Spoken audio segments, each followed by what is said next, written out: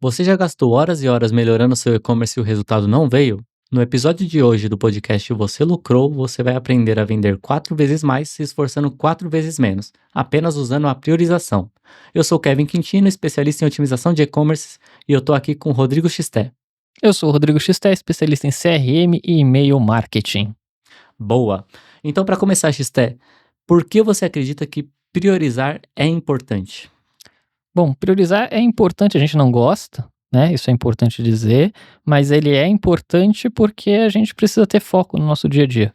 Então, quando a gente se depara com uma operação, seja ela pequena, média ou grande, a gente tem muitas demandas, tem aquele famoso apaga incêndio todo dia, e se a gente não prioriza as coisas que a gente vai fazer, a gente acaba deixando de fazer as coisas mais importantes. E as coisas mais importantes são as que trazem mais resultado.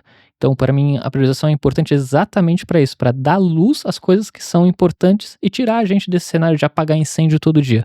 Então, a gente foca naquilo que realmente vai trazer resultado e, como costumam dizer, vai mexer o ponteiro no faturamento da empresa. Perfeito.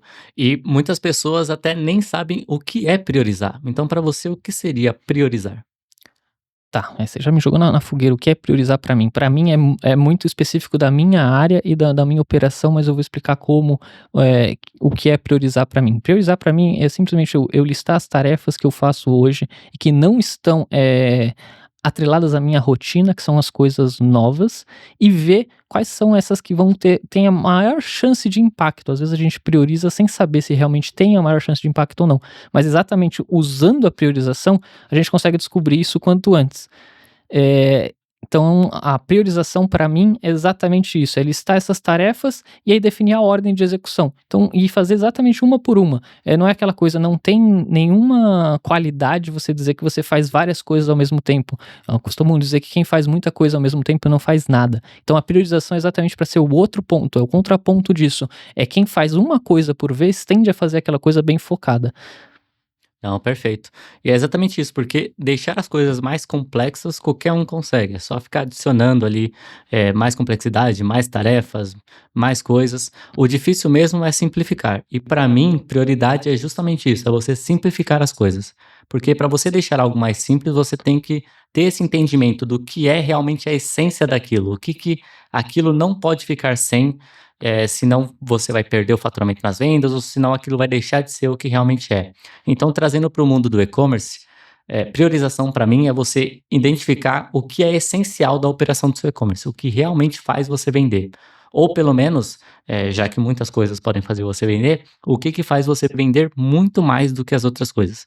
Porque, muito provavelmente, algumas poucas coisas fazem você, mexem mais com a sua receita do que todas as outras, né? Tem aquelas poucas coisas que representam a maior parte da sua receita. Então, para mim, priorizar é justamente simplificar. E o que será que acontece então quando a pessoa não prioriza, né? Nas operações de e-commerce, o que você já viu acontecer? Já vi tanto em operação de e-commerce quanto no marketing digital, quando as pessoas não priorizam, viram um apaga-incêndio. E isso não evolui. E aí você não consegue desenvolver um projeto. Você vai ter meses. Eu participei de um projeto que são 6 meses e a pessoa está apagando incêndio até hoje e ela entrou justamente para fazer a priorização. Então, quando você deixa de ter uma coisa clara que você tem que ser feita, que é fazer as prioridades, tratá-las sérias e executá-las, você acaba afetando a sua operação. Então, o seu negócio para de crescer, ele começa a patinar porque você está tentando resolver problemas que não estão estruturados para serem executados, e tem uma coisa engraçada, né, a operação de um mês se repete no mês seguinte, que se repete no mês seguinte. Então, você vai arrastando aquele problema e você nunca resolve a sua operação diária e nem consegue fazer as coisas novas. Se o nosso objetivo é aumentar o lucro, aumentar o faturamento da sua empresa, como é que você vai fazer isso fazendo as mesmas coisas e ainda fazendo essas coisas de forma emergencial? Então, do meu lado, eu tive essa experiência já de ver que a pessoa não consegue implementar um método de priorização e ela vira apagador de incêndio. Então ela acaba entrando para fazer uma coisa, não faz nem aquilo que ela entrou para fazer, muito menos aquilo que já estava sendo feito, porque ela começa a ficar correndo só atrás de apagar aquele incêndio. Isso foi o que eu já vi, o que eu já vivi e como que isso impactou de forma ruim. Do seu lado, já teve algum exemplo assim que a gente pode ser mais palpável para você entender? Pô, se eu não priorizar esse trimestre, se eu não priorizar esse semestre, se eu não tiver um plano claro, eu não vou conseguir aumentar o meu faturamento, não vou conseguir aumentar o meu lucro, independente de todas as ações que eu fizer? O que eu já vi acontecer muito, eu acho que é uma dor que muitas pessoas têm, talvez a maioria dos e-commerce sofram com isso, é que as pessoas nem mesmo sabem o que eles querem fazer. Então, quando a pessoa não prioriza, primeiro, para você priorizar, você tem que acompanhar as coisas, senão você não tem uma noção do que você tem que priorizar ou não. Você tem que primeiro listar todas as coisas que você faz, ou que você fez, ou que, enfim, pegar todas essas métricas, acompanhar essas métricas, e aí entra em outro problema que às vezes a pessoa não sabe analisar dado, entra nos vieses, analisa só o que quer, deixa o ego passar por cima. Mas o ponto é, quando a pessoa não sabe exatamente o que está trazendo resultado para ela, ela não sabe o que priorizar, então não existe prioridade, entra no que você falou de apagar incêndio. Às vezes ela vai estar no Instagram, vai ver algum vídeo, fala: "Putz, isso aqui é interessante", aí ela vai querer aplicar, e aí no outro dia ela vai ver outro vídeo, vai deixar a aplicação do que ela viu ontem, que poderia ser algo que daria resultado para essa outra coisa, que também poderia dar resultado, porém amanhã ela vai ver uma outra coisa que vai entrar na frente. Então entra nessa bola de neve de, beleza, eu não tenho um plano, basicamente. O que aparece para mim como oportunidade, o que encher meus olhos, eu vou querer executar, e assim que aparecer outra coisa que encha mais meus olhos, ou que eu perca a motivação no que eu vi ontem, eu vou deixar de fazer. Então, dando um exemplo clássico do e-commerce relacionado a taxas de conversão. Se você acompanhar apenas a taxa de conversão geral, você pode até falar: "Ah, minha taxa de conversão está baixa", beleza. Mas se você não acompanha o que compõe a sua taxa de conversão geral, você não sabe o que você tem que melhorar, o que está ruim, né. Então, às vezes você vai olhar para a taxa de conversão geral e vai, eh, procurar no Google, pesquisar perguntar para o ChatGPT: "Ah, ChatGPT, o que que eu posso fazer para aumentar minha taxa de conversão?". Como você está falando da taxa de conversão geral, ele vai falar: "Ah, tenta mexer aí no checkout". Mas às vezes o checkout está perfeita a taxa de conversão do checkout. O que está impactando essa taxa de conversão geral, às vezes é a adição no carrinho, às vezes é a pessoa não indo do carrinho para o checkout. Então você tem vários passos, né, várias micro, submétricas que compõem a taxa de conversão geral, que o pessoal tanto fala. E isso acontece para várias áreas, para várias métricas. Você sempre tem que ver o que compõe a métrica que você quer melhorar. Tendo isso claro, você muito provavelmente vai ter, uma visão muito mais acionável do que você pode fazer para melhorar. Se você acompanha, por exemplo, a taxa de adição ao carrinho, você sabe que se você quer melhorar ela, você não vai mexer no checkout, você não vai mexer na página do carrinho, você quer melhorar a página do produto, ou a landing page, que é ali que a pessoa faz a adição no carrinho. Então, tem todos esses poréns que você vai pegando quando você acompanha as métricas de forma mais profunda. Entendi. Pegando esse seu gancho aí de onde as pessoas mais erram, como que isso se relaciona com a priorização? Então, por exemplo, se eu quero melhorar a minha taxa de conversão do meu carrinho, onde é que as pessoas mais erram ou onde que elas mais se distraem? Ah, elas começam a querer olhar isso, priorizam isso, mas o que que elas erram no meio do caminho? Beleza, eu entendi, priorização é importante. Tá, Uhum. priorizei, eu vou melhorar minha taxa de conversão do carrinho. Mas onde é que as pessoas escorregam ali quando ela vai pra fazer, o que que ela mais erra na hora que ela chega na hora de operar isso daí? Tá, para começar, é deixar o ego falar mais alto, né. Então, quando qualquer pessoa vai melhorar algo, ela tá melhorando do ponto de vista do que vai ficar melhor para ela.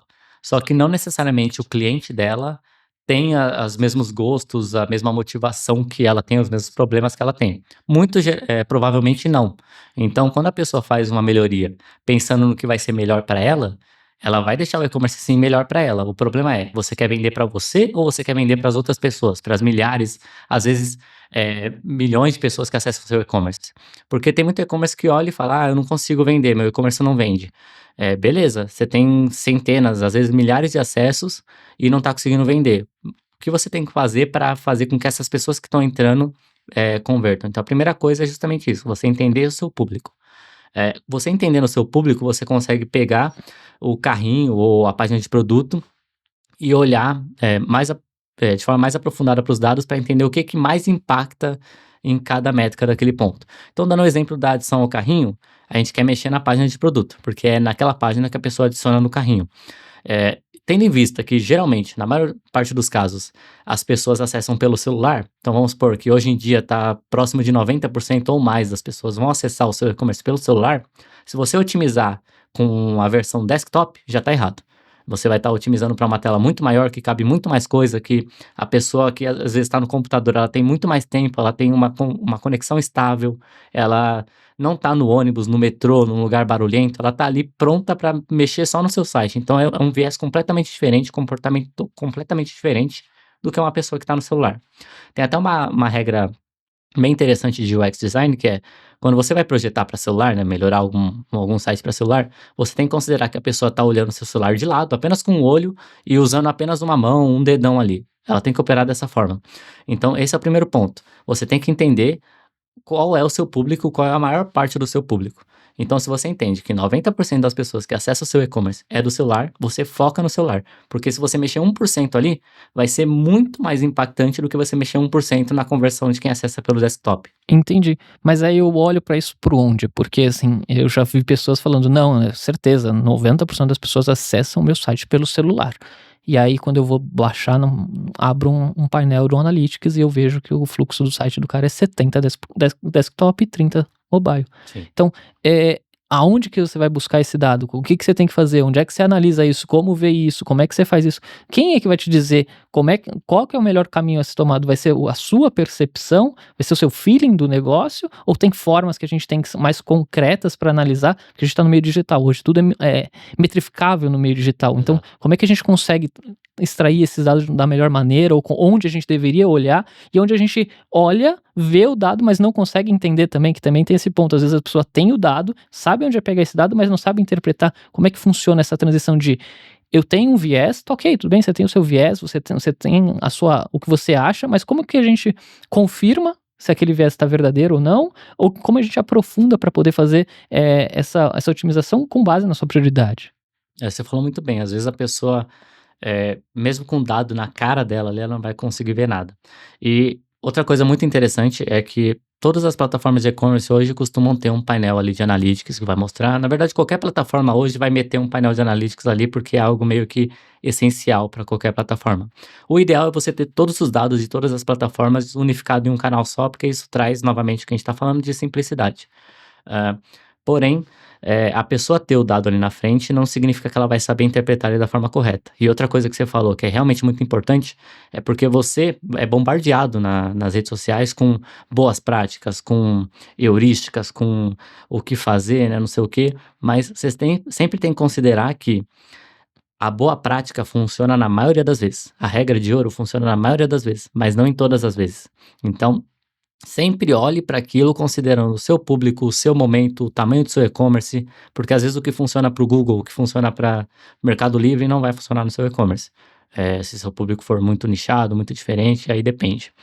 Ah, uma coisa que você comentou também bastante é a pessoa, às vezes, ser enviesada pelos dados. Como que você enxerga isso nas plataformas? Como que você sugere que a pessoa aborde as plataformas, esses analytics da vida, para encontrar esses dados, analisar eles da melhor forma, mesmo que ela seja leiga, nunca tenha mexido com análise de dados.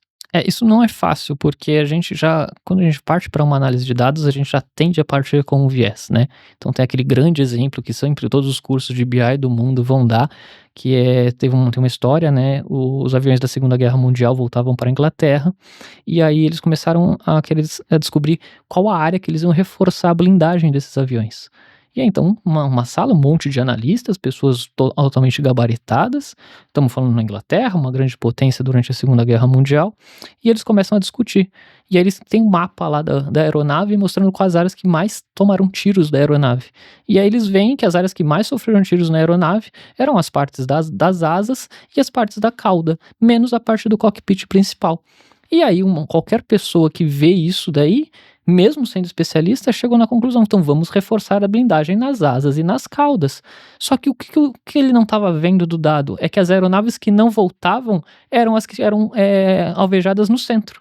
Então o ideal seria ele blindar o centro das aeronaves, porque elas não voltavam. Então essas que estavam retornando realmente tinham o dado de onde elas tomavam mais tiro. Mas essas outras que não retornavam eram as que estavam sofrendo o maior dano para aquele lugar. O que isso quer dizer?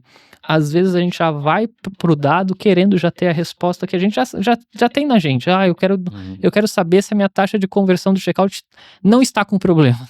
Não, eu tenho que analisar aquele dado mesmo. Se eu sou leigo e eu não tenho contato com dados, é a primeira vez que eu vou fazer isso, é a coisa mais simples da matemática, é você explanar os números em ordem. Então, organiza esses números, coloca um de frente para o outro, pega um histórico desse número, vê se esse comportamento se mantém ao longo do tempo. É a melhor forma de você começar a analisar. E assim, mesmo que você vá com um viés tentando confirmar aquela sua hipótese, eu sempre faço o exercício ao contrário. Eu tenho que me esforçar para dizer que aquilo não é verdade. Então, eu tenho que achar justificativas para dizer que o que eu estou achando que é, não é verdade. Aí, quando você vai com essa cabeça, você vai gastar tempo tentando confirmar: olha, minha taxa de conversão é ruim. Que dados que apontam que a minha taxa de conversão é ruim? E aí você começa a procurar esses dados e você vai achar. Quando você vai com essa cabeça que você tem que enfrentar você mesmo, você fala: não, não, você não sabe, eu sou um analista melhor, eu vou conseguir achar esses dados, eu vou procurar, você consegue evoluir nisso. E aos poucos também, o problema da análise de dados é que as pessoas não fazem. Às vezes é começar com um Excel, colocar as células ali na esquerda, os campos que você quer ver, na direita começar a popular todo dia com os valores que você tem. Se você começar a fazer isso todo dia, você vai ver que vai começar a surgir análise de dados. Análise de dados é isso, é você acompanhar aquele dado ao longo de um período. E isso vai te dar instrumento para você conseguir tomar as melhores decisões. Não é o ideal, você não vai começar do jeito perfeito, mas começa. Porque quanto antes você começa, antes você tem histórico. E Sim. o que te dá garantia de que aquela decisão é melhor ou não é o seu histórico.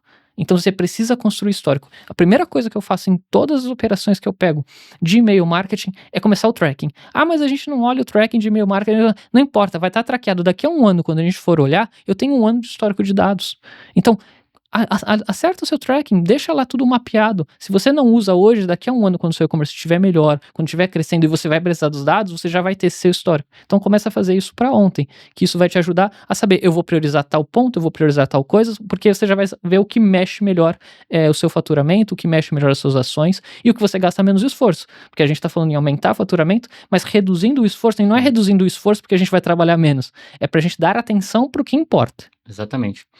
E você falou muito bem, porque muitas pessoas, né, vieses existem centenas. Se você procurar a lista de vieses cognitivos, você vai encontrar centenas de vieses que tem aí. Então, o nosso cérebro é muito enviesado.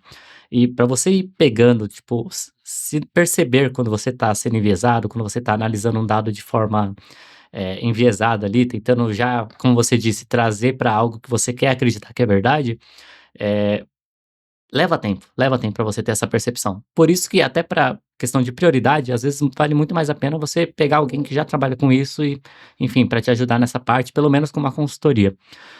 Agora voltando ao tema de prioridade, uma coisa também que é muito interessante sobre ela é que nós temos vários métodos. Uhum. Tem várias formas de priorizar. Se você procurar aí métodos de priorização no Google, no GPT, em qualquer lugar, ele vai falar várias formas de priorização. Agora, qual delas usar? Porque todas elas são úteis, todas elas funcionam de alguma forma, mas nem todas vão funcionar para o seu caso.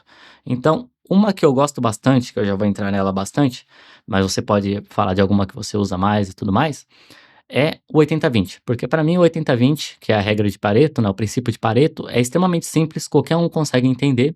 E qual que é a história? Basicamente, Pareto, ele trabalhava com vagens, ele ficava lá observando as vagens e beleza, ele notou que 80% da produção das vagens vinha de 20% delas apenas. Então, beleza, ele notou essa correlação e em vez de extrapolar e falar, beleza, isso aqui vale para tudo, ele foi observar outras coisas também. E na Itália, ele percebeu que 20% das terras, quer dizer, 80% das terras pertenciam a 20% das pessoas. E aí ele deu um deep dive nisso, que é uma coisa que nem todo mundo faz. Às vezes a pessoa para no começo. Ele deu um deep dive e o que que ele encontrou? Que 80%, né, desses 80% da Terra pertenciam a 20% dos 20% das pessoas. Então, se você entra nesse loop eterno do Pareto, você vai chegar aqui 1% das coisas, né, 50% do resultado vem de 1% das coisas. Entendi. Então, trazendo isso para e-commerce, é mais ou menos o que a gente acabou de falar da parte de mobile first, que o pessoal fala, né? Que na maioria dos e-commerces, lembrando, não sempre, 90% das pessoas que acessam vão acessar por um celular. Então, pensa nisso. O seu resultado vai vir. Se você se esforçar 1% para melhorar a versão de celular, para ela vender mais, para aumentar o ticket médio, qualquer otimização que você fizer, vai trazer um impacto monumental, muito, muito maior muitas vezes maior do que se você se esforçasse no desktop. Então é aí que a gente entra nessa questão de você vender 4 vezes mais se esforçando 4 vezes menos. Porque quando você olha para o 20% que traz 80% do resultado, você está focando em muito menos coisa, você vai se esforçar muito menos no sentido de coisas para pensar, de coisas para fazer, é uma coisa só para você analisar, e essa coisa vai trazer muito mais resultado, vai recompensar você muito mais pelo esforço que você coloca nela. Perfeito. Eu também gosto de usar, assim, o 80/20, ajuda bastante. O único problema é que eu sou designer, então na área de design, às vezes, isso fica meio não fica tão palpável quando você vai fazer isso, vai fazer uma peça, vai fazer uma comunicação, e aí o que eu gosto de fazer é uma matriz de esforço versus retorno. Então é um quadrado mesmo, você vai lá, faz uma cruz, assim, no meio e começa a pontuar suas ações, nessa matriz, sendo que tudo que está mais à direita para cima é maior esforço Uhum. e maior retorno, e tudo que está mais para sua esquerda para baixo, menor esforço e menor retorno. E aí você vai achar nesse quadrante aqui do lado inferior direito, o seu melhor resultado, que é o maior retorno com o menor esforço. Então, tudo que você popular nesse quadrado, você vai escrever lá, eu vou fazer tal comunicação para tal lista, vai me gerar um maior resultado, e para fazer essa comunicação é a mesma comunicação que eu já faço no dia a dia, então é um esforço baixo. Então, tudo que você popular nessa parte da matriz é o que vai te trazer um melhor retorno. Ele é bem semelhante ao 80/20, esse seria o Uhum. 20% da matriz, mas como é um quadrado, né, então ele não é exatamente 20% ali do seu esforço, mas ele é bem semelhante. Mas eu gosto dessa matriz porque ela deixa um pouquinho mais visual Sim. em termos de comunicação.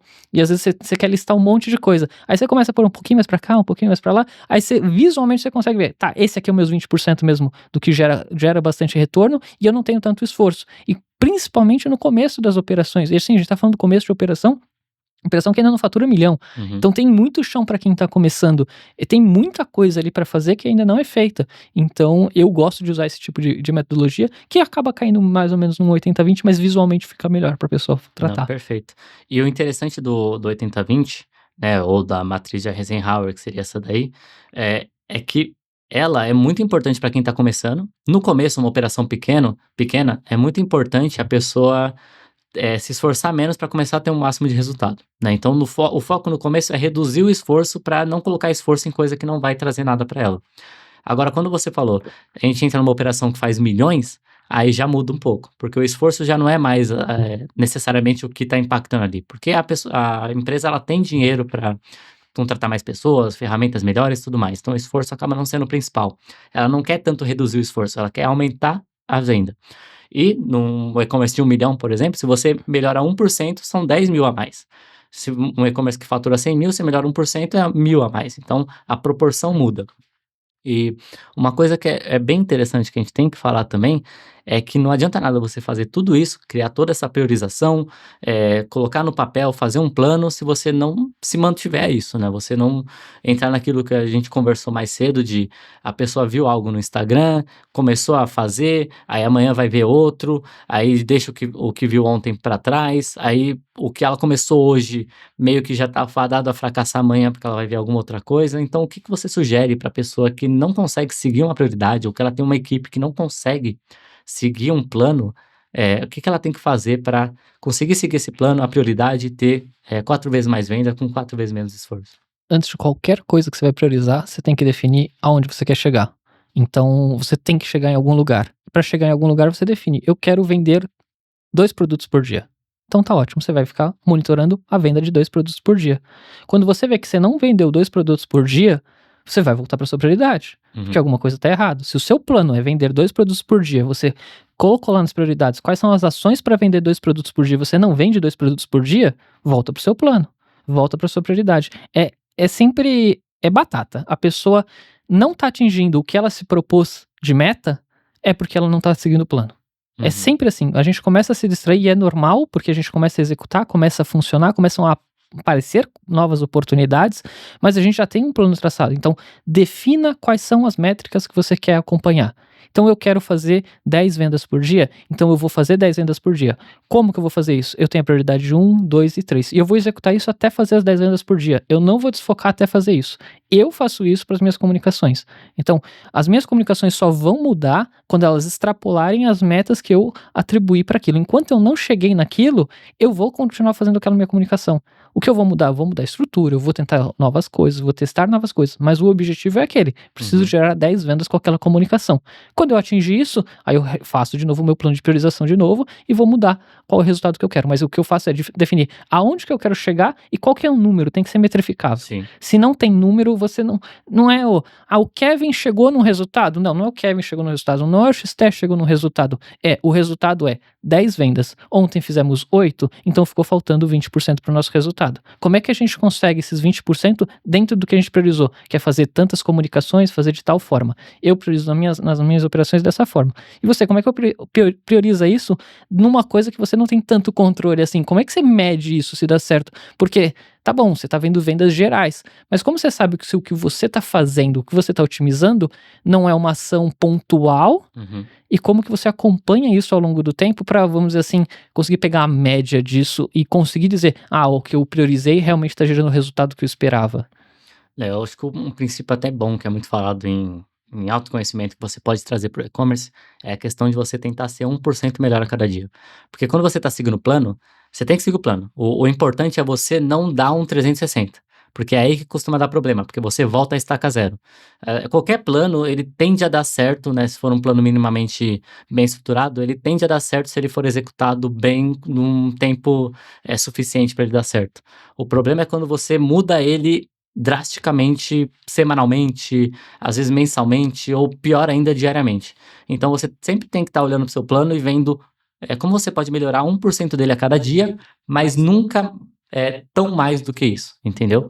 Se você começa a fazer mudanças muito drásticas, a não ser que você tenha dados para te apoiar nisso, acaba ficando muito ruim você estar mudando o plano corretamente. Aí entra naquele paradoxo do navio de Teseu, né? Você tem um plano no começo, aí você mudou tanto ele que depois, será que é o mesmo navio? Será que é o mesmo plano? Às vezes não. Então, isso é uma coisa que você tem que ir acompanhando. Isso entra muito numa coisa que eu queria discutir também, que é reaplicar a prioridade, né? Porque quando você prioriza as coisas, você vai priorizar hoje, só que pode ser que amanhã, pode ser que semana que vem, mês que vem, as prioridades mudem, porque e elas vão mudar, porque é algo dinâmico. Com base no que você vai ter no histórico de dados, como você disse, você vai conseguir acompanhar esses dados, analisar esses dados, e às vezes você nota que o que você está fazendo hoje, apesar de ser um plano bom, não é o ideal com base no que você está vendo, no que traz resultado ali naqueles dados. E aí sim, a gente pode mudar o plano de uma forma um pouco mais drástica. O ideal é não mudar completamente, porque você acaba voltando para a estaca zero. Mas você vai tendo argumentos, base, né, embasamento para você fazer mudanças mais drásticas.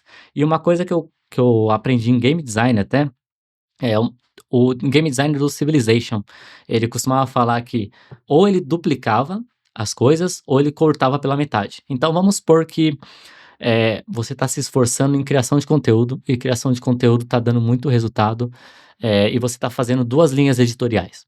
Essas 2 linhas editoriais você começou a rodar, uma delas começou a desempenhar melhor do que a outra. Dobra nela. Primeiro você dobra nela. Se você dobrou nela e ela escalou, né, ou seja, tipo, ela explodiu ali, realmente começou a dar muito mais resultado do que as outras que você fazia, fugiu da média, você dobra de novo e por aí vai. E as coisas que você começa a fazer e não dão o resultado que você esperava, ficam abaixo da sua média, você corta pela metade, ou corta completamente. Então você sempre fica nesse lance de o que dá resultado você dobra em cima, dobra a aposta, o que não dá resultado ou você corta fora ou você corta pela metade. Esse jogo vai trazendo dinamismo e você vai conseguindo focar, chegar no 80-20 sem necessariamente estar diariamente remapeando tudo que você está fazendo e colocando num quadrante ali para ver o que que é o 20% e o que que não é. É uma forma mais dinâmica e orgânica de chegar nisso. Porque as coisas são sistemas, então o que você faz em uma área vai acabar impactando em outra, e e por isso que você acaba tendo que ter um pouco de cultura na sua empresa, ou se você tem uma operação extremamente pequena, você e as poucas pessoas que trabalham com você têm que ter a cultura de estar sempre experimentando as coisas novas para estar tentando, claro, otimizar a chegar no 1% melhor a cada dia, mas também estar olhando para o que está fazendo hoje e que não faz mais sentido continuar fazendo. Ou vale a pena delegar, talvez. Não, sim, eu acho perfeito isso. Às vezes a gente testa muita coisa, prioriza, e depois quando a gente acha, o que que a gente faz? Vamos testar outra coisa. Então Exatamente. não aproveita. Você descobriu uma coisa, faça mais daquilo, faça mais, aproveite isso, exatamente o que você falou. Aproveite isso, estresse isso ao máximo, porque você não precisa achar a grande ideia genial. Às vezes a simplicidade está em você Uhum. fazer bem feito várias vezes a mesma coisa e o resultado vai começar a gerar volume. Até você ter uma operação mais, robusta, você vai ter que fazer as coisas básicas, não dá para fugir. As grandes operações, elas são o básico que foram bem feito durante muito tempo, Sim. então a escala tá nisso. Ah, existem uma ou outra coisa que você faz que vão dar alavancas de crescimento, mas isso é um outro assunto. Nas suas prioridades é aquilo que vai manter o seu negócio em pé e aquilo que vai fazer ele crescer de uma forma sustentável. Você não tá querendo fazer nenhuma loucura e depois não saber como replicar isso. Agora, se você acha um plano de prioridades, é só replicar isso, então você vai trazer bons resultados. Então, concordo, gostei disso daí. Não, perfeito. Então, no episódio de hoje sobre priorização, você aprendeu o que é priorizar, né? Porque muitas pessoas acabam nem sabendo o que é priorizar. Você também aprendeu o que acontece quando você não prioriza, e que talvez seja o seu caso, você está assistindo esse podcast, né? Você buscou por isso. Talvez você esteja tendo problemas para priorizar o que realmente vai trazer resultado para o seu e-commerce, ou o que você deve focar para maximizar o resultado com o mínimo de esforço possível. O porquê priorizar, né, nós discutimos vários motivos do porquê você tem que priorizar. Priorização é extremamente importante em qualquer coisa que você faz e você quer ter um resultado, acima da média, com o menor esforço possível, que eu gosto muito, né, de otimizar. Eu até trabalho com otimização de e-commerce, olha só. Então, priorização é algo que acontece diariamente na minha vida, tanto na minha vida pessoal quanto enfim, nas operações e tudo mais. Também tratamos de um problema muito comum, que é a pessoa ter o plano, ter a prioridade, às vezes ela até sabe fazer isso, às vezes sabe fazer isso muito bem, mas não adianta nada você ter ali o plano na mesa se você não executar esse plano, então entra muito nisso de a pessoa não seguir a prioridade está sempre mudando, e isso é uma coisa que até que a gente não comentou, mas é mu quanto maior o seu nível hierárquico, mais importante é você saber priorizar. Porque se você é o CEO, o diretor de alguma coisa, se você muda o plano, todo mundo embaixo de você automaticamente tem que mudar o plano. Então se você toma uma decisão errada, você vai fazer várias pessoas abaixo de você tomarem decisões erradas. E agora quando você é só um estagiário ali, você muda a sua prioridade, às vezes a prioridade nem é você que define, né, muito provavelmente, mas se você muda a sua prioridade ali, é a sua prioridade. No máximo, você vai afetar o seu trabalho. Então, quanto mais você vai crescendo na hierarquia, suas decisões vão impactando não só o que você está fazendo, o seu resultado, mas o resultado de várias outras pessoas, de várias outras áreas. Então, tem que tomar muito cuidado com isso. E outra coisa que você aprendeu e que é muito importante, a gente falou aqui de alguns métodos de priorização, você pode aprender outros e ver o que se encaixa melhor na sua operação. O 80/20 é o bem simples, você pode colocar numa matriz como o XT comentou e ter isso de forma mais visual. E aí, novamente, entra na parte de otimizar, né, de ter prioridade, porque às vezes você é uma pessoa mais visual mesmo, então tendo coisas em formato visual, você vai aprender muito mais rápido, com muito mais qualidade do que algo em texto, do que algo em áudio. Enfim, você tem que se conhecer também para saber o que que vai trazer mais resultado com menor esforço para você. E se tem uma coisa, apenas uma coisa que eu quero que você tire desse podcast, desse episódio, é que a maior parte do seu resultado vem de uma minoria das suas ações, né? Que é o que a gente comentou no episódio do 80/20, a regra de Pareto. É claro que não é exatamente isso, tá? É apenas um número para a gente se guiar. Mas a maior parte, tipo 80% do seu resultado, mais, um pouquinho menos, tanto faz, vai vir de 20% das suas ações, de poucas ações que você fez. Então você sempre tem que estar mapeando qual resultado veio de qual ação, porque se você fizer isso, você vai conseguir mapear, beleza, essas são as 20 ações, 20% das ações que estão trazendo o máximo de resultado, e você começa a aplicar, tipo, eu vou dobrar a aposta nessas 20% então, vou colocar mais pessoas para fazer. Entra naquele lance de a empresa quando está crescendo, às vezes ela tem um vendedor lá, o vendedor faz 10.000 por mês. Beleza, contrata mais um vendedor. Pô, o outro vendedor faz 20.000, contrata outro. Você vai escalando o negócio e aí vai chegar no momento que não vai começar a aumentar o resultado. Porém, se você pegar e começar a otimizar, às vezes, a forma que esses vendedores entram em contato com as pessoas e tudo mais, você vai otimizar as vendas de todos eles e aí vai escalando. Enfim, é um jogo que você tem que aprender a gostar de jogar. E bora dar um desafio para eles, Sister? Claro, vamos lá, tem que fazer uma coisa prática para você conseguir pôr aí já implementar amanhã mesmo, você não priorizo nada, o que que eu vou fazer? Então, o que que eu faço? Não priorizo, o que que eu tenho que fazer? Simples, você vai pegar 3 atividades que você faz que são chave no seu negócio, "Olha, eu faço isso todo mês e isso já me gera resultado, tenho clareza. Então faço esse tipo de ação, me gera tanto de resultado, faço esse outro tipo de ação, me gera tanto de resultado, faço esse tipo de ação, me gera esse tanto de resultado". Pega essas 3 ações, coloca elas no papel, põe na frente da sua visão todo dia e você replica elas. Repita elas com exaustão nos próximos 3 meses. É muito provável que essas 3 ações principais vão trazer 4 vezes mais lucro para você, com 4 vezes menos esforço. Esquece todas as outras ações, desprioriza as outras ações. Então, qual que é a primeira coisa que você vai despriorizar? E-mail. Você deve gastar muito tempo lendo e-mail. E-mail tem pouca coisa importante. O e-mail deve ser uma coisa que você deve deixar como pouca prioridade, porque se tá no e-mail ali, é para você olhar depois. Sim. Então, é a primeira coisa que você desprioriza. Prioriza as ações que realmente fazem o seu negócio crescer. Então, pega essas 3 ações, eu colocaria elas num papel mesmo, escreveria para deixar elas bem claras, colocaria na frente e falar: eu vou focar nessas 3 ações nos próximos 3 meses. E vou focar mesmo. Vou ter as métricas que eu quero atingir de cada uma, como que eu vou executar, quais são as atividades que eu vou pôr para cada atividade, para cada priorização dessa, e o que eu vou executar nos próximos 3 meses. E aí eu vou ver o resultado disso daqui a 3 meses. Eu tenho certeza que se você fizer isso direito, o seu resultado vai melhorar. Seja ele em termos de aumentar o seu faturamento ou de melhorar a sua estrutura de processo dentro da Sim. sua empresa. Então eu acredito fielmente que se fazer isso, você vai achar o seu 80/20. Sim. Então vai ser um bom exercício prático para você colocar para executar nos próximos 3 meses. Não, perfeito. E eu gosto bastante de autoconhecimento, né? E uma coisa que é bem interessante é que várias coisas que você aprende no autoconhecimento vão te ajudar também na sua empresa, né? Porque a empresa nada mais é do que um organismo ali feito por pessoas, então você conhecer melhor como funciona esse organismo vai te ajudar a vender mais. E uma coisa que é muito interessante que você falou é de deixar bem claro quais são as coisas que mais impactam no seu resultado. Se você deixar isso bem claro, é até uma coisa que o autor do livro Hábitos Atômicos fala, você tem que deixar o hábito mais fácil possível. Se você quer parar de comer chocolate, você tem que guardar o chocolate trancado em algum lugar, porque isso vai adicionar esforço e você vai reduzir a sua chance de querer executar aquilo. E o contrário também é verdadeiro. Se você quer começar a tomar mais água, pô, coloca uma garrafa d'água perto de você, coloca um filtro perto de você, deixa aquele hábito fácil de fazer.